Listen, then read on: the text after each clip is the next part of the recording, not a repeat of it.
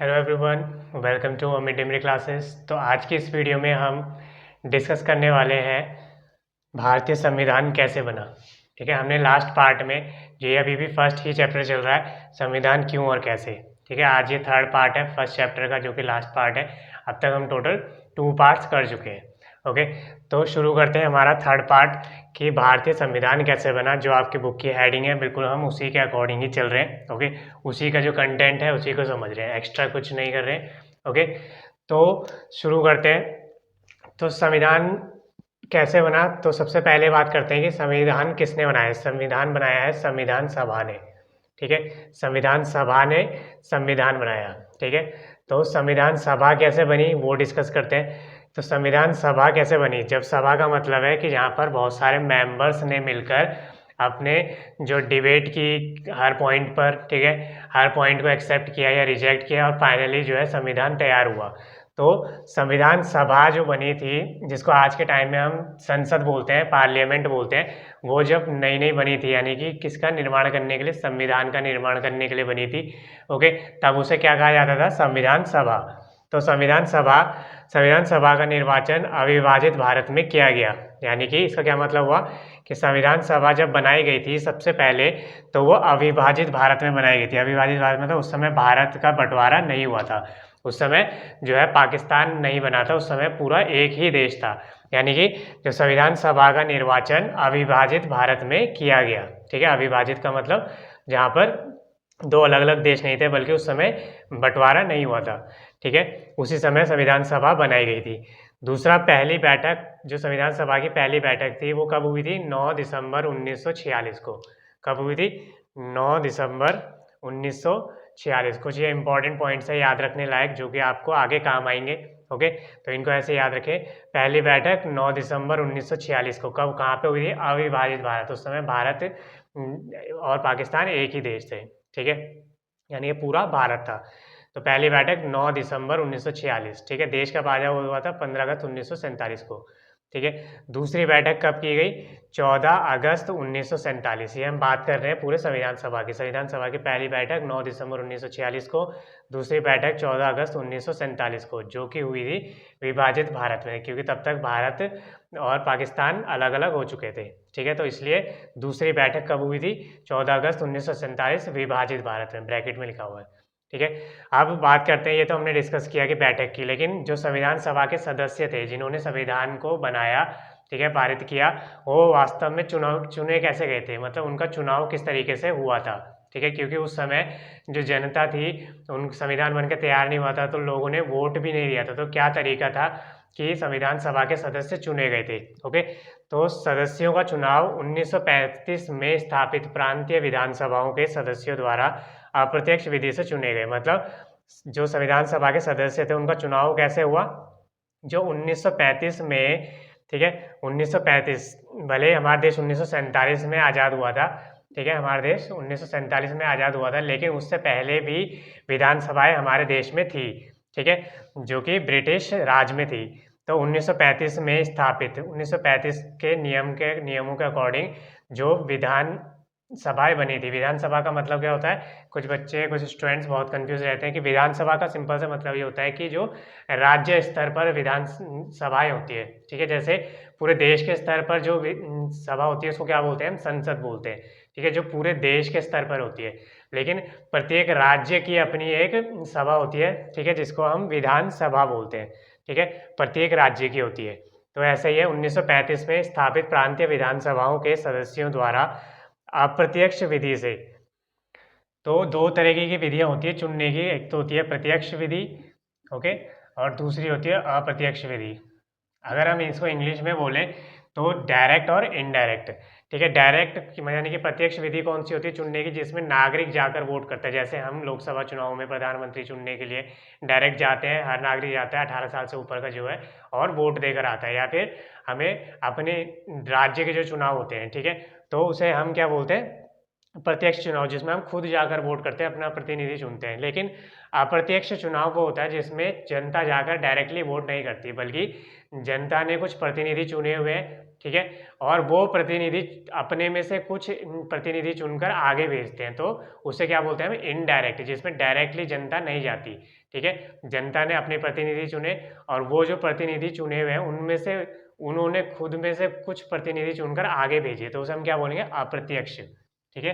तो 1935 में स्थापित प्रांतीय विधानसभाओं के सदस्यों द्वारा अप्रत्यक्ष विधि से चुने गए। कौन? संविधान सभा के सदस्य, ठीक है। अब उनका रेशियो क्या था वो देखते हैं कि कितने रेशियो क्या क्या था उनका, किस अनुपात में चुने गए। तो जनसंख्या के अनुपात में सीटें चुनी गई, मतलब कि उसका रेशियो क्या था, 10 लाख की जो जनसंख्या थी उस पर प्रत्येक पे एक प्रतिनिधि। मान लीजिए अगर किसी राज्य की जनसंख्या 50 लाख है, ठीक है, तो उसके अकॉर्डिंग 10 लाख पे एक प्रतिनिधि चुना जाएगा, ठीक है। 10 लाख पे एक प्रतिनिधि, तो 50 लाख पे कितने हो गए, 5 प्रतिनिधि चुने जाएंगे। तो इस तरीके से चुनाव किया गया प्रतिनिधियों का, ठीक है। यानी कि जिस राज्य की जितनी जनसंख्या थी, जिस प्रांत की, ठीक है, उस समय जिस प्रांत की जितनी 10 लाख की जनसंख्या पे एक प्रतिनिधि का चुनाव किया गया, ठीक है। समझ में आया? अगर 50 लाख जनसंख्या है तो 5 प्रतिनिधि, अगर 1 करोड़ जनसंख्या है तो 10 प्रतिनिधि, ठीक है। उसमें क्योंकि 10 टुकड़े बनेंगे। ब्रिटिश शासन वाले प्रांत में 292 सदस्य तथा देशी रियासतों को 93 सीटें दी गई। मतलब इसका मतलब क्या हुआ, अभी के टाइम पे तो हम देखते हैं कि पूरा भारत क्या है, एक संविधान से चलता है, लेकिन उस समय ऐसा नहीं था। उस समय कुछ ऐसे प्रांत थे जो कि ब्रिटिश यानी ब्रिटिश सरकार के, ब्रिटिश गवर्नमेंट के कब्जे में थे, ठीक है। तो वो कितने थे टोटल, बहुत सारे ऐसे प्रांत थे, उनमें से टोटल उन प्रांतों में से 292 सदस्य चुने गए जो किसके अंडर में थे, ब्रिटिश शासन के, ठीक है। और कुछ ऐसे प्रांत थे जो कि जिन पर ब्रिटिश सरकार का नियंत्रण नहीं था, बल्कि राजा महाराजा या फिर बोलते हैं किसी पर्सन सिंगल जो ब्रिटिश शासन के अधीन में नहीं था, ठीक है। राजा या कोई जमींदार या फिर कुछ भी हो सकता हो, तो उसे हम क्या बोलते हैं, देशी रियासतें, ठीक है।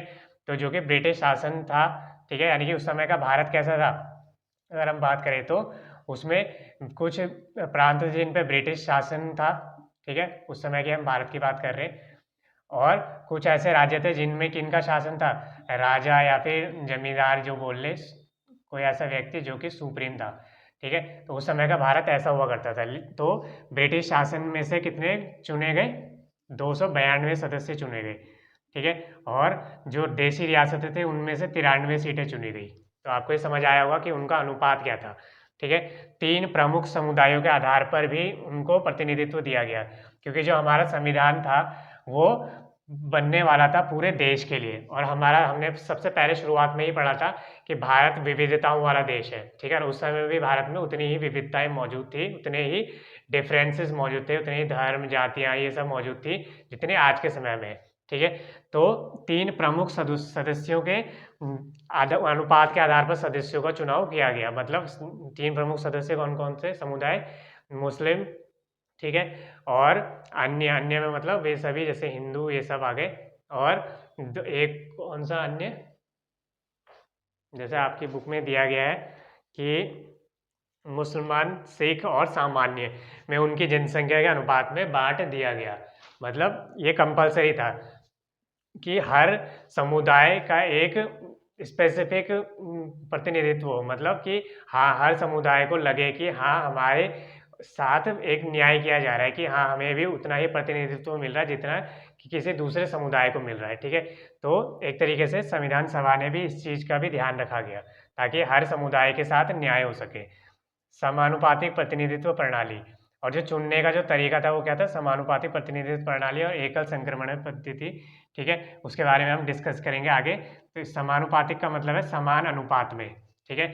समान अनुपात मतलब जिस समुदाय की जितनी जनसंख्या है उतने के अनुसार उसको प्रतिनिधित्व दिया जाएगा, उतने के अनुसार उसको सीटें दी जाएगी। तो इसी को हम क्या बोलते हैं, समानुपातिक प्रतिनिधित्व प्रणाली। और एकल संक्रमण पद्धति को हम आगे डिस्कस करेंगे। तो ये पूरा तरीका था, ठीक है। तो इनके बेसिस पर ये जो चुनने की जो तरीका था, ठीक है, ये सब चुनने का जो तरीका था, इनके बेसिस पर संविधान सभा के सदस्य चुने गए, ठीक है। जिसमें जो सदस्य थे उसमें सभी समुदायों के प्रतिनिधित्व से, ठीक है, सभी समुदायों के, सभी धर्मों के प्रतिनिधित्व थे। ताकि सभी समुदायों के साथ न्याय हो सके, उन्हें लगे कि हाँ हमारी भी केयर की जा रही है और जो आने वाला जो संविधान है वो हमारे लिए भी फायदेमंद होगा, ठीक है, हमारे लिए भी फेवरेबल होगा, ना कि सिर्फ एक समुदाय के लिए, क्योंकि भारत एक कैसा देश है, विविधताओं वाला देश, और वह तभी आपस में जुड़ा रहेगा जब एक समुदाय को विश्वास हो कि हाँ हम सेफ है और दूसरा समुदाय हमारे ऊपर कोई अत्याचार या हानि नहीं करेगा, ठीक है। तो ये हमने सबसे शुरुआत में पढ़ा था कि विश्वास होना जरूरी है, और वो कौन प्रोवाइड करता है, संविधान प्रोवाइड करता है, ठीक है। ये भी कुछ एग्जाम्पल है कि किस तरीके से संविधान प्रोवाइड करता है, ठीक है, ताकि भरोसा बना रहे। आगे और देखते हैं कि किस तरीके से आगे का काम चला। तो आगे देखते हैं, हमारी जो मेन हेडिंग है यही चल रही है कि भारत संविधान कैसे बना, ठीक है। आगे जो हेडिंग है वो क्या है, संविधान सभा का स्वरूप, ठीक है। स्वरूप की बात हमने लगभग कर ली है कि कैसे सदस्य चुने गए, किस आधार पर चुने गए, ठीक है, और किस तरीके से ये आगे बढ़ा है कि 3 जून 1947 की योजना के अनुसार, ठीक है, 3 जून 1947 की योजना के अनुसार विभाजन के बाद वे सभी प्रतिनिधि संविधान सभा के सदस्य नहीं रहे जो पाकिस्तानी क्षेत्रों से चुने गए थे। अभी तक हमने देखा था कि जो संपूर्ण भारत था, ठीक है, उस समय की बात कर रहे हो कि किसमें, ब्रिटिश प्रांतों में, जहाँ पर ब्रिटिश शासन था, ठीक है, और जहाँ पे देशी रियासतें भी थी, ठीक है, जो कि किसी राजा या एक व्यक्ति का शासन था, ठीक है। तो कुल भारत उस समय ऐसा था, ठीक है। तो विभाजन के बाद वे सभी प्रतिनिधि संविधान सभा के सदस्य नहीं रहे जो पाकिस्तानी क्षेत्रों से चुने गए थे।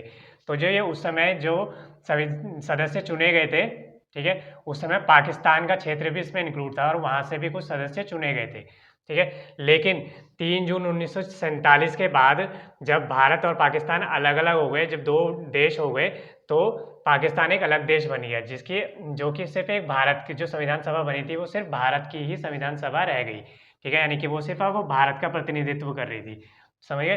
तो अब उन सभी सदस्यों को हटा दिया गया जो कि पाकिस्तानी क्षेत्रों से चुनकर आए थे, क्योंकि अब वो पाकिस्तान अलग हो गया था, ठीक है। तो कौन सी नीति के अनुसार, कौन सी योजना के अनुसार, 3 जून 1947 की योजना के अनुसार, ठीक है, पाकिस्तानी क्षेत्रों से चुने गए थे, अब वो सदस्य नहीं रह गए थे, उनको हटा दिया गया था, यानी कि जब चुने गए थे टोटल अब रियल संख्या यानी सदस्य कितने रह गए थे, 299, ठीक है, सिर्फ जो कि भारतीय क्षेत्र के थे। और पहले कितने थे, जब जो जिसमें पाकिस्तान के भी इंक्लूड थे 292 जो ब्रिटिश शासन के, और प्लस देशी रियासत जिसमें भारत प्लस पाकिस्तान दोनों थे, ठीक है, भारत और पाकिस्तान, यानी कि टोटल 385 थे उस समय। लेकिन 3 जून 1947 की योजना के बाद पाकिस्तान अलग हो गया और कुल कितने सदस्य बचे, 299, ठीक है, 299 वास्तविक संख्या बची। तो 26 नवंबर 1949 को भारत का संविधान जो है पारित हुआ। कैसे पारित हुआ, 284 सदस्य 299 में से सिर्फ 200 यानी कि कुल 284 सदस्य उस समय मौजूद थे, यानी कि वहाँ पर अटेंडिंग थे, ठीक है, 284 सदस्य जिन्होंने कि अंतिम रूप से साइन किए, सिग्नेचर किए, जब भारत का संविधान बनकर पास हो गया, मतलब बनकर तैयार हुआ। और कुल 299 टोटल सदस्य थे, जिसमें से 284 सदस्यों ने फाइनल सिग्नेचर किए। जो तो यही क्या है, संविधान सभा का स्वरूप ऐसा था, ठीक है। हमने डिस्कस किया कैसे प्रतिनिधि चुने गए, किस अनुपात में चुने गए, उनका क्या क्या प्रतिनिधित्व रहा, ठीक है। आगे और देखते हैं इसी चैप्टर में, ठीक है, क्योंकि हमारे थर्ड पार्ट लास्ट पार्ट होने वाला है इसी चैप्टर का, तो आगे जो उसमें रिमेनिंग पोर्शन है वो भी देखते हैं। हम बात कर चुके हैं कि किस तरीके से प्रतिनिधित्व था संविधान सभा में, ठीक है। उस समय जो सबसे बड़ी पार्टी थी वो कांग्रेस पार्टी थी, ठीक है, कांग्रेस पार्टी थी जो कि उस समय सबसे बड़ी पार्टी थी, जिसके सबसे ज़्यादा सदस्य किसमें थे, संविधान सभा में सबसे ज़्यादा सदस्य किस पार्टी के थे, कांग्रेस पार्टी के संविधान सभा में, ठीक है। क्योंकि उस समय जो कांग्रेस थी वो एक ऐसी पार्टी हुआ करती थी जो कि एक तरीके से कह सकते हैं सभी समुदायों का प्रतिनिधित्व करती थी, सभी समुदाय के लोग, सभी जातियों के लोगों का प्रतिनिधित्व करती थी, ठीक है। ऐसा नहीं है कि कांग्रेस ऐसा नहीं है कि जो एक ही जाति या एक ही समुदाय या एक ही धर्म के लोगों का प्रतिनिधित्व करती थी, बल्कि कांग्रेस के अंदर ऐसे सदस्य थे जो अलग अलग जातियों, धर्मों, ठीक है, अलग अलग समुदायों से आकर मिलकर वो पार्टी बनी थी। कौन सी पार्टी, कांग्रेस, जो आज भी कांग्रेस है, ठीक है। लेकिन आज के समय में कई सारी ऐसी पार्टीज़ हैं जो कि राष्ट्रीय नेशनल लेवल पर काफ़ी पॉपुलर है, लेकिन उस समय सिर्फ एक कांग्रेस ही एक ऐसी पार्टी थी जो काफ़ी पॉपुलर थी और उसी के अधिकतर सदस्य संविधान सभा में थे। तो आगे देखते हैं कि किस तरीके से ये आगे प्रोसेस हुआ। आगे जो हेडिंग है वो है संविधान सभा के कामकाज की शैली।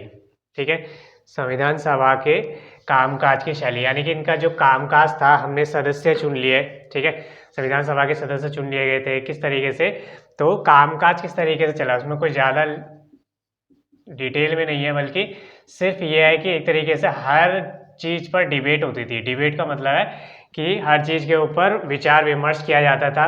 ठीक है, कुछ लोग जो संविधान सभा के कुछ लोग उसके फेवर में होते थे तो कुछ लोग अगेंस्ट में होते थे, तो उस तरीके से हर एक पॉइंट था जिसके ऊपर अच्छी तरीके से डिबेट की गई कि कौन सी चीज़ इंक्लूड करनी है संविधान में, किस तरीके से शासन चलेगा। ठीक है, और कौन सी चीज़ इंक्लूड नहीं करनी है, किसके ऊपर एक सहमति नहीं थी, उस चीज़ को इंक्लूड नहीं किया गया। ठीक है, तो बहुत सी एक तरीके से हम जानते हैं कि हमें संविधान को बनने में कितना समय लगा, 2 साल 11 महीने और 18 दिन। अब इतना लंबा टाइम फ्रेम जो संविधान को बनाने में लगा, इतने बड़े देश के लिए, भारत जैसे इतने बड़े देश के लिए संविधान कुछ दिनों में नहीं बन सकता था। ठीक है, तो हर एक पॉइंट पर डिस्कशन हुई, हर एक पॉइंट पर डिबेट हुई, कुछ लोग उससे सहमत थे, कुछ लोग असहमत थे। ठीक है, और लास्ट में उसके ऊपर एक तरीके से सहमति बनाई गई, तो इसी वजह से इतना ज़्यादा समय लगा संविधान को बनने में। ठीक है, ऐसा नहीं है कि बहुत छोटा देश है उसके लिए संविधान बन रहा है। ठीक है, ऐसा नहीं है, हर एक चीज़ का ध्यान रखा गया, हर एक समुदाय जाति का प्रतिनिधित्व लिया गया। ठीक है, उसके ऊपर डिस्कशन हुई, तब जाके संविधान 2 साल 11 महीने और लगभग 18 दिन में तैयार हुआ। तो सभी जो प्रावधान थे उनके ऊपर बहुत अच्छे से डिबेट हुई, तब जाके उन्हें एक्सेप्ट किया गया। लेकिन सिर्फ एक ऐसा प्रावधान था जिसको कि बिना डिबेट के सर्वसम्मति से यानी सहमति से एक्सेप्ट कर लिया गया। वो कौन सा था प्रावधान? सार्वभौमिक वयस्क मताधिकार।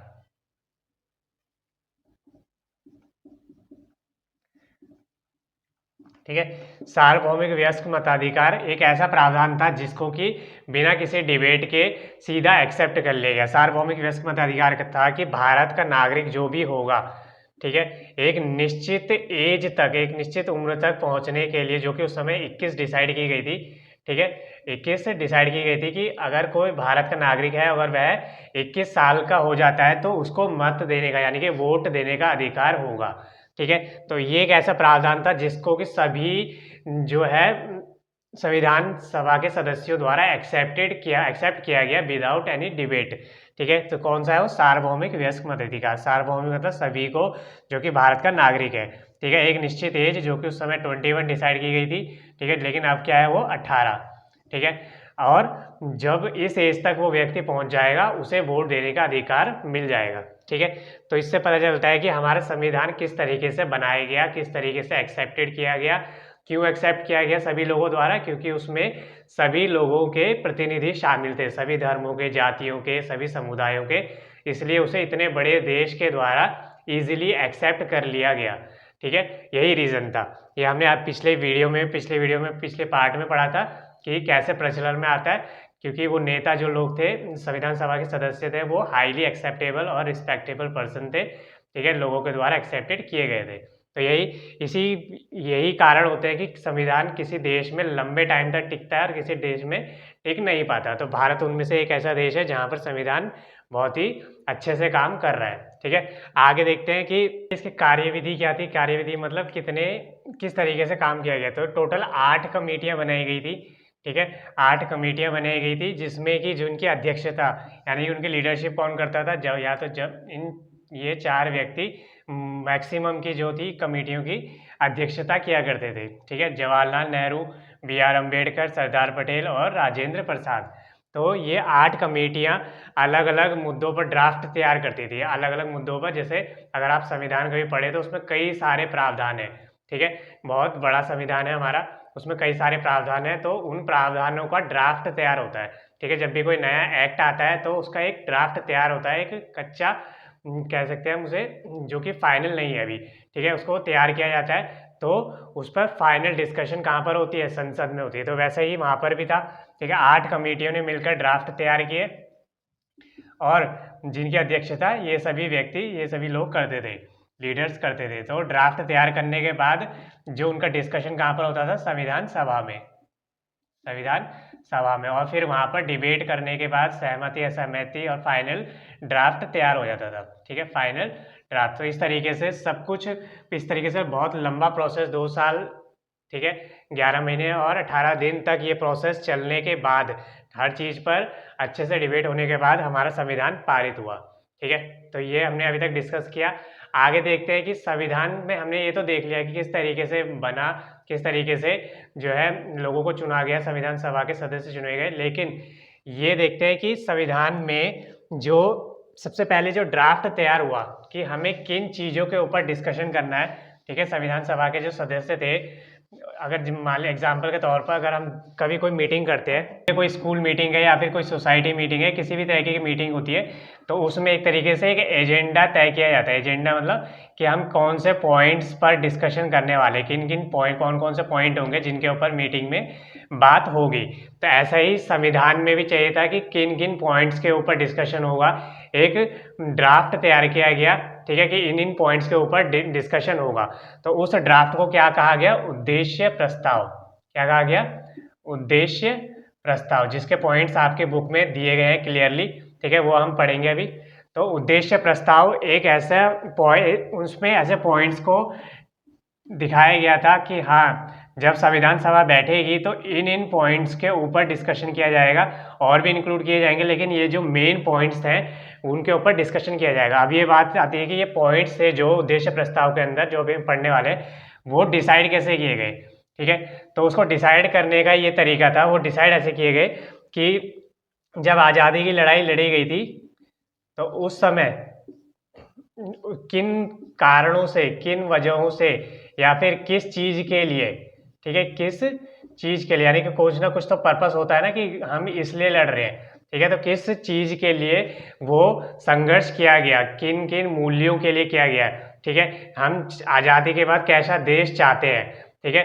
तो उन सभी पॉइंट्स को इंक्लूड करके उद्देश्य प्रस्ताव तैयार किया गया, यानी कि इनके ऊपर डिस्कशन होगी, उसी को क्या बोलते हैं, उद्देश्य प्रस्ताव। तो वो ऐसे ही नहीं है कि संविधान सभा बनी और डिस्कशन चालू हो गई, नहीं, उन सभी पॉइंट्स को इंक्लूड किया गया जिस वजह से पिछले 200-300 साल से, जो 150-200 साल से लड़ाई चल रही थी, किन मूल्यों के लिए चल रही थी, कौन कौन से ऐसे पॉइंट्स थे जो कि होने चाहिए हमारे देश में एक नागरिक के लिए, ठीक है, ताकि हमारा देश सक्सेसफुली चल सके। तो उन सभी पॉइंट्स को उद्देश्य प्रस्ताव में इंक्लूड किया गया, ठीक है। अब वो देखते हैं, बुक के अकॉर्डिंग ही मैं आपको बता रहा हूँ। तो यहाँ पर दिया गया है जैसे कि नेहरू द्वारा 1946 में उद्देश्य प्रस्ताव दिया गया, ठीक है, 1946 में उद्देश्य प्रस्ताव दिया गया। कौन से डेट को, 1946 को, ठीक है। अब देखते हैं ये जैसे उद्देश्य प्रस्ताव के कुछ बिंदु हैं कि पहला क्या है, भारत एक स्वतंत्र संप्रभु गणराज्य है। सबसे पहला पॉइंट क्या था इसका, कि भारत एक स्वतंत्र संप्रभु गणराज्य है, यानी कि जो भारत है वो आज़ाद होने के बाद कैसा देश है, एक स्वतंत्र देश है, ठीक है। स्वतंत्र मतलब अब उसके ऊपर ब्रिटिश राज खत्म हो गया है, ठीक है। संप्रभु गणराज्य, संप्रभु मतलब जो स्वयं का प्रभु है, यानी कि वो अब उसके ऊपर कोई नहीं है, भारत के ऊपर लीड करने वाला कोई नहीं है, बल्कि भारत अपना प्रभु खुद है, ठीक है। तो संप्रभु गणराज्य, भारत ब्रिटेन के अधिकार में आने वाले भारतीय क्षेत्रों, देशी रियासतों और देशी रियासतों के बाहर के क्षेत्रों जो हमारे संघ का अंग बनना चाहते हैं का एक संघ होगा, यानी कि जिसमें कहा गया है कि जो भारत है वो कैसा देश होगा, भारत एक संघ होगा। संघ का मतलब होता है यूनिट, ठीक है, जो कि बहुत सारे चीज़ों से मिलकर बनता है, ठीक है। तो भारत कैसा संघ होगा, भारत ब्रिटिश, जो पहले ब्रिटिश के अधिकार में थे वो तो भारत में इंक्लूड हो जाएंगे, ठीक है। साथ में वो सभी देशी रियासतें जो कि पहले राजा महाराजा के कब्जे में थे वो भी भारत का एक अंग हो जाएंगी, ठीक है। देशी रियासतें और देशी रियासतों के बाहर से आने वाले क्षेत्र जो कि भारत का अंग बनना चाहते हैं, ठीक है, यानी कि वे सभी जो ब्रिटिश छोड़ गए, यानी कि ब्रिटिश को निकाला गया भारत से, फिर वो जो राज्य वो भारत में शामिल हो गए, वे सभी राज्य जो राजा महाराजाओं के थे वो भारत में शामिल हो गए, और वे सभी अन्य राज्य जो भारत में खुद से शामिल होना चाहते हैं, भारत उन सभी से मिलकर एक संघ बनेगा, एक देश बनेगा। ठीक है, थर्ड क्या कह रहा है, संघ की इकाइयां स्वायत्त होंगी, उन सभी शक्तियों का प्रयोग और कार्य संपादन करेगी जो संघीय सरकार को नहीं दी गई है। मतलब कि भारत में जो राज्य है, ठीक है, वो कैसे होंगे, स्वायत्त होंगे। स्वायत्त का मतलब पूरी स्वतंत्रता नहीं होगी, लेकिन उनको कुछ स्वतंत्रता होगी कि वो अपने डिसीजन खुद ले सके। ठीक है, आगे हम इसको डिस्कशन करेंगे आगे वाले चैप्टर्स में। फोर्थ पॉइंट क्या कह रहा है, संप्रभु और स्वतंत्र भारत तथा इसके संविधान की समस्त शक्तियों और सत्ता का स्रोत जनता है। यानी कि भारत, जैसे हम डिस्कशन कर चुके हैं, भारत स्वतंत्र होगा, संप्रभु होगा, और भारत किसके अकॉर्डिंग चलेगा, संविधान के, लेकिन सभी चीज़ों को पावर किससे मिलेगी, भारत की जनता से, भारत के नागरिकों से, भारत के लोगों से। ठीक है, इसीलिए भारत कैसा देश है, लोकतंत्र। लोकतंत्र देश क्या होता है, लोकतंत्र मतलब जहां लोगों से पावर मिलती है। ठीक है, okay. Then fourth point, Bharat के सभी लोगों को सामाजिक, आर्थिक, राजनीतिक न्याय मिलेगा। यानी कि न्याय कैसा होगा, सामाजिक। ठीक है, सामाजिक न्याय का मतलब समाज में असमानता को कम किया जाएगा। ठीक है, और लोगों के बीच आर्थिक असमानता को खत्म किया जाएगा, आर्थिक। और राजनीतिक न्याय मतलब लोगों को राजनीति में और अपनी विचारधारा को प्रकट करने का अवसर दिया जाएगा, राजनीतिक न्याय दिया जाएगा। कानून के समक्ष समानता, ठीक है, और प्रतिष्ठा और अवसर की समानता, कानून और सार्वजनिक नैतिकता की सीमाओं में रहते हुए भाषण, अभिव्यक्ति, विश्वास, जो हम अगले चैप्टर में पढ़ेंगे, हमारे मूल अधिकार के रूप में। ठीक है, तो ये मूल अधिकार जो कहाँ से आए थे, ये भी उद्देश्य प्रस्ताव का बिंदु था, जो कि आज़ादी की लड़ाई के दौरान मूल्य डिसाइड किए गए थे। ठीक है, तो ये हम आगे चैप्टर में पढ़ेंगे, कौन से मूल अधिकार के रूप में शामिल किया गया है। ठीक है, अगला पॉइंट क्या है, अल्पसंख्यकों, पिछड़ों व जनजातीय क्षेत्र, दलित व अन्य पिछड़े वर्गों को समुचित सुरक्षा दी जाएगी। यानी कि वे सभी पिछड़े वर्ग के लोग, समुदाय जो कि ताकतवर नहीं है, या फिर हम कहें कि अन्य के तुलना में पिछड़े हुए हैं, पीछे रह गए हैं जो, ठीक है, जैसे जनजातीय क्षेत्र के लोग, पिछड़े, दलित, ये सभी लोग जो कि अन्य लोगों की तरह उनको अपॉर्चुनिटी नहीं मिल पाई है, उनको सुरक्षा प्रदान की जाएगी, उनको सेफ्टी प्रोवाइड की जाएगी। ये हमने संविधान के पहले कार्य के रूप में भी पढ़ा था। अगला पॉइंट है, गणराज्य की क्षेत्रीय अखंडता, थल, जल, आकाश में इसके संप्रभु अधिकारों की रक्षा सभ्य राष्ट्रों के कानून अनुसार की जाएगी। यानी कि भारत जो गणराज्य है उसको हर तरीके से प्रोटेक्ट किया जाएगा, चाहे वो जमीनी स्तर पर हो, जल पर हो, आकाश में हो, और इसकी अखंडता यानी मजबूती को बनाए रखा जाएगा। ठीक है, और इसको इसके साथ सभी राष्ट्रों के कानून न्याय के अनुसार की जाएगी, जो दुनिया भर में जिस तरीके से, जैसे अधिकारों की रक्षा सभ्य राष्ट्रों के कानून, यानी कि सभ्य राष्ट्र का मतलब है जो कि अपनी जनता को एक तरीके से अपॉर्चुनिटी देते हैं, उनकी रक्षा करते हैं, और उनको एक तरीके से शांति प्रिय तरीके से रहने की अपॉर्चुनिटी देते हैं। ठीक है, विश्व शांति और मानव कल्याण के विकास के लिए स्वेच्छापूर्वक और पूर्ण योगदान करेगा। और यह भी कहा गया है कि जो भारत है वो से अपना विकास तो करेगा ही, लेकिन साथ में जो विश्व में जो शांति है उसको बनाने की कोशिश करेगा, क्योंकि उस समय जो 1947-50 के आसपास बहुत ज़्यादा उथल पुथल पूरे विश्व में थी, तो भारत पूरी कोशिश करेगा कि वह विश्व में शांति बनाए रखे और बनाने की कोशिश करेगा।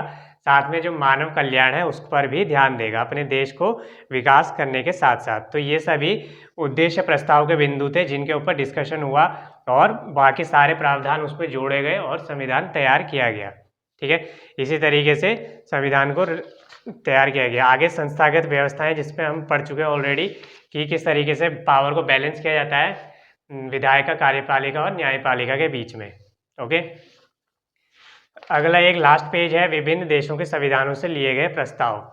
ठीक है, तो इसको और डिस्कस कर लेते हैं, फिर हमारा जो चैप्टर है वो हमने 3 पार्टों में इंक्लूड किया है, वो खत्म हो जाएगा। तो एक लास्ट का पॉइंट जो रह रहा है कि किस तरीके से कौन कौन से प्रावधान किस किस देश से लिए गए। ओके,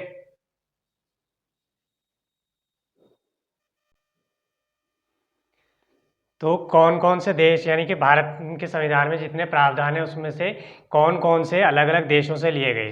ठीक है, तो जैसे ब्रिटिश संविधान है, ब्रिटिश संविधान से क्या लिया गया, सर्वाधिक मत के आधार पर चुनाव में जीत का फैसला। यानी कि कैसा, ये पॉइंट क्या कहता है कि जिस पार्टी के सबसे ज़्यादा वोट होंगे वही पार्टी क्या होगी, विजयी घोषित की जाएगी, यानी कि उसी पार्टी की सरकार बनेगी, ठीक है, और उसी पार्टी का कैंडिडेट विजय माना जाएगा। तो सर्वाधिक वोट यानी कि जिसके सबसे ज़्यादा वोट निकलेंगे गिनती में वही विजयी माना जाएगा, ठीक है। ये संविधान, ये कहाँ से लिया गया, ब्रिटिश संविधान से। दूसरा क्या पॉइंट लिया गया ब्रिटिश संविधान से, सरकार का संसदीय स्वरूप, यानी कि भारत में सरकार कैसी होगी, संसदीय स्वरूप की। ये भी कहाँ से लिया गया, ब्रिटिश संविधान से लिया गया। जैसे संसदीय का स्वरूप का मतलब है कि संसद यहाँ पर जो है एक तरीके से काम करेगी, ठीक है, और फिर राज्य होंगे, संसद पूरे नेशनल लेवल पर काम करेगी, और फिर राज्य होंगे, ठीक है। आगे हम इसको चैप्टर के रूप में पढ़ेंगे। देन थर्ड पॉइंट क्या लिया गया, कानून के शासन का विचार, यानी कि भारत में कैसा शासन होगा, कानून का शासन, किसी व्यक्ति का शासन नहीं बल्कि कानून का शासन। संविधान क्या है, एक तरीके से पूरा कानून है, ठीक है, अलग अलग कानूनों की किताब है। तो कैसे चलेगा देश, कानूनों के अनुसार चलेगा, ना कि किसी व्यक्ति के अकॉर्डिंग, ठीक है। ये भी ब्रिटेन से लिया गया। चौथा क्या पॉइंट लिया गया ब्रिटिश संविधान से, विधायिका में अध्यक्ष का पद और उनकी भूमिका, यानी कि विधायिका, विधायिका का मतलब है, विधायिका का मतलब हमें क्या होता है, संसद, ठीक है, जिसका दूसरा नाम संसद, लोकसभा और राज्यसभा, ठीक है।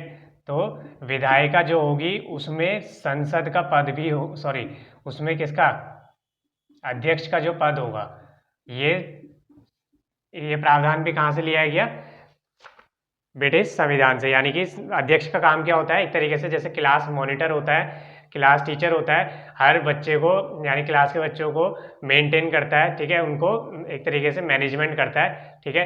वैसे ही अध्यक्ष का काम होता है, जितने भी संसद में बैठे हुए सदस्य हैं उनको कंट्रोल करना, उनको एक तरीके से गाइड करना, तो ये अध्यक्ष का काम होता है, ठीक है। ये भी ब्रिटिश संविधान से लिया गया। अगला पॉइंट, कानून निर्माण की विधि, यानी कि कानून कैसे बनेगा, क्या स्टेप्स होंगे, उसको क्या प्रोसीजर होंगे, ये भी पॉइंट कहाँ से लिया गया, ब्रिटिश संविधान से, ठीक है। आगे हम पढ़ेंगे कैसे कानून तैयार होता है, कैसे बनता है, ठीक है, अभी हम सिर्फ ये देख रहे हैं। अगला है अमेरिका का संविधान। अमेरिका के संविधान से क्या लिया गया, मौलिक अधिकारों की सूची, जो कि हमारा सेकंड चैप्टर है, मौलिक अधिकार, ठीक है, मूल अधिकार जिन्हें कहते हैं, वो भी कहाँ, वो कंसेप्ट कहाँ से लिया गया, अमेरिका से, ठीक है, जो कि हर एक नागरिक को दिए जाते हैं संविधान के द्वारा, ठीक है, मौलिक अधिकार जैसे स्वतंत्रता अधिकार, समानता का अधिकार, ये सभी। देन सेकंड पॉइंट, न्यायिक पुनरावलोकन की शक्ति और न्यायपालिका की स्वतंत्रता, यानी कि ये भी पॉइंट कहाँ से लिया गया, अमेरिका का संविधान। कौन कौन सा, जैसे न्यायिक पुनरावलोकन, पुनरावलोकन का मतलब कि एक बार डिसीजन जो दे दिया, ठीक है, एक बार डिसीजन जो किसी कोर्ट ने दे दिया, ठीक है, उसको दोबारा से रीइवेलुएट किया जा सकता है, मतलब उसको दोबारा से उस पर विचार किया जा सकता है, तो इसी को क्या बोलते हैं, न्यायिक पुनरावलोकन, ठीक है, पुनरा का मतलब पुनः, दोबारा से उसका अवलोकन किया जा सकता है, उसको दोबारा से देखा जा सकता है। ऐसा नहीं है कि एक बार जो फैसला दिया और वही फाइनल हो गया, नहीं, उसके ऊपर दोबारा अपील की जा सकती है, उसको दोबारा पुनरावलोकन किया जा सकता है। तो ये पॉइंट भी कहाँ से लिया गया, अमेरिका के संविधान से, और ये अपने आप में बहुत ही अच्छा पॉइंट है, बहुत ही ये दिखाता है कि हाँ, हमारा देश जो है किसी व्यक्ति के साथ एक तरीके से अन्याय नहीं कर सकता, या फिर हमारा जो कानून है वो अन्याय नहीं करता, क्योंकि वो न्यायिक पुनरावलोकन की शक्ति दोबारा देता है, ठीक है।